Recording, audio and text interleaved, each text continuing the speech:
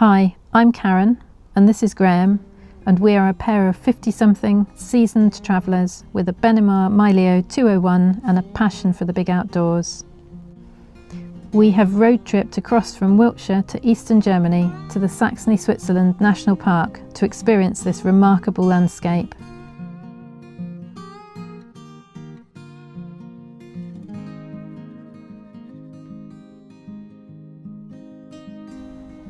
We hope you will enjoy experiencing it with us.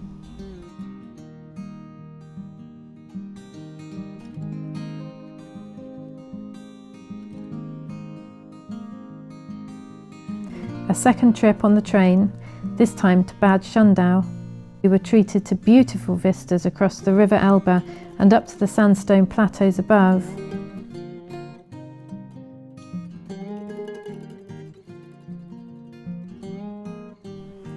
As we alighted on the wrong side of the Elbe to the main town of Bad Schundau, we took a second river crossing, this one covered by our tourist pass, followed by a delightful tram ride on the Kuhstall tramway up to the remote village of Sebnitz.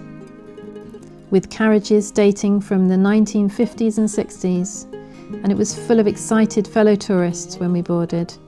We just managed to squeeze into a seat each.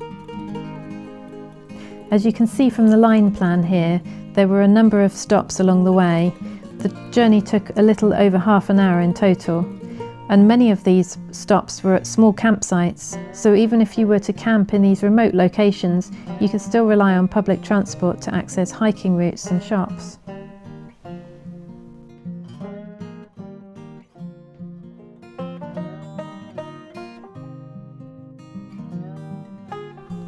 When we arrived in Sebnitz, people set off in all different directions, many heading across to the guest house beside the waterfall for their photo opportunity.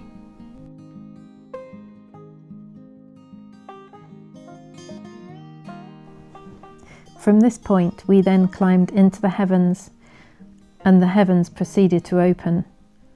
Just a little bit to begin with, then with a vengeance. Just listen to that downpour. On this particular day, we were treated to a deluge of biblical proportions. At one stage, halfway up a set of steps, we could hear what sounded like a deep rumble, and from above us came a torrent of water down towards us, past us, and then continued down towards the Elbe below. Thank heavens we were able to stand to one side, and thank heavens also for our sun umbrellas.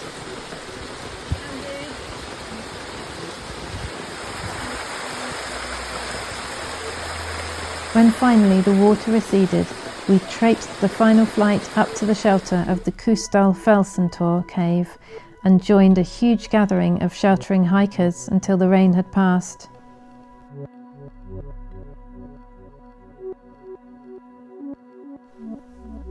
This is the second largest natural archway in the Elbe Sandstone Mountains, after the Provitzka archway, which we plan to see tomorrow.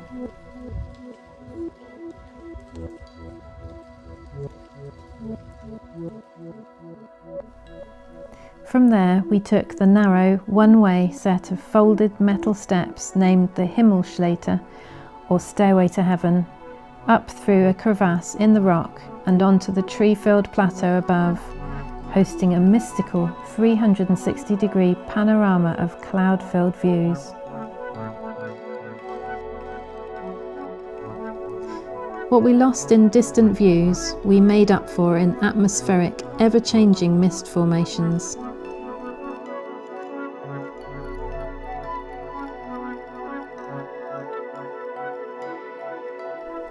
What an incredible place.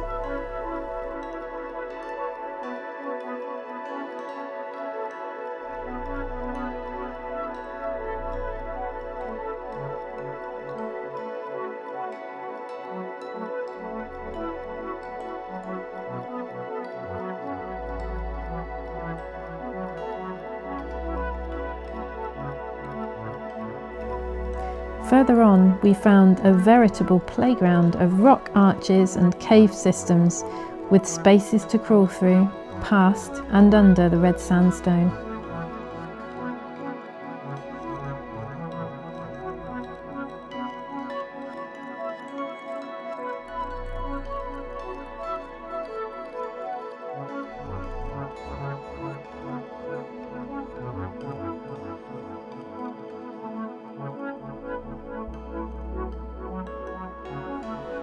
Returning to the Kuhstall Felsentor, we came across a restaurant, seemingly in the middle of nowhere, with toilets and refreshments, and we took the opportunity to sit in the shelter of an elaborate picnic bench before heading down the valley.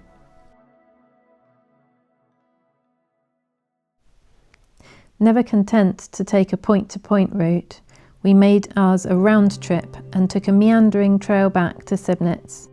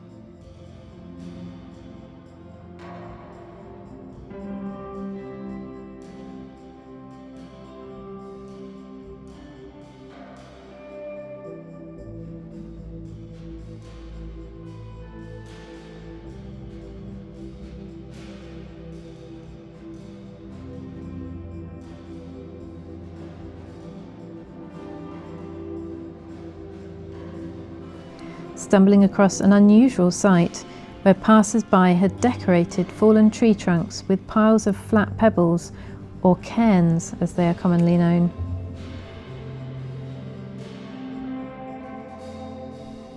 On our return to Sebnitz, we felt that we had earned a sweet reward.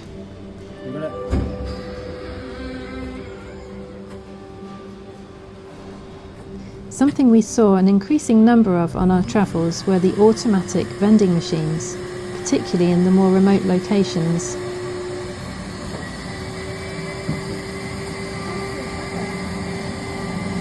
This one was a very simple yet effective design. I wish I could have got in first with the patent.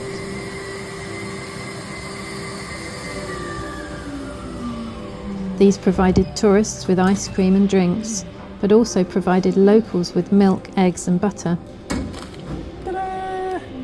Back on the tram, winding through the valley, past campsites and hamlets, until we arrived in Bad Schondau.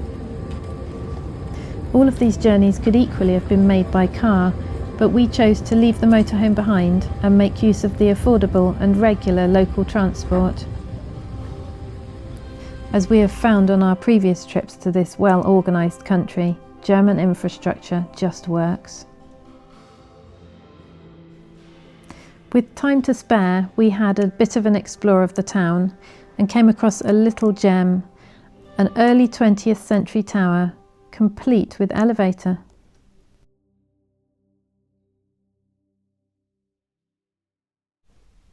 We were able to bag a discount on our tickets to ride the elevator using our tourist pass, and we jumped on board.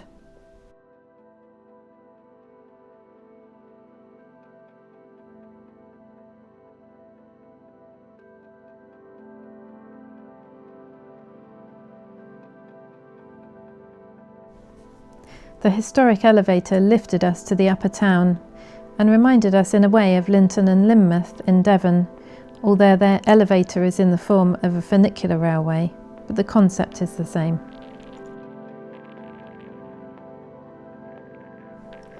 Built in 1904, it is a freestanding 50-metre tall metal tower known as an Art Nouveau elevator.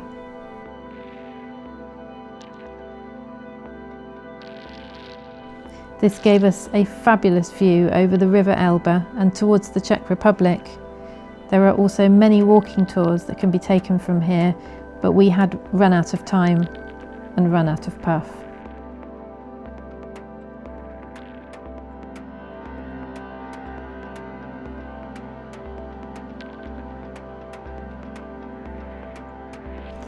Although the landscape has its very rugged, challenging trails with its rough and steep sandstone pedestals, it equally has the lush and green, much more gentle trails of sweeping lowland, more easily accessible to hikers or wanderers of any ability.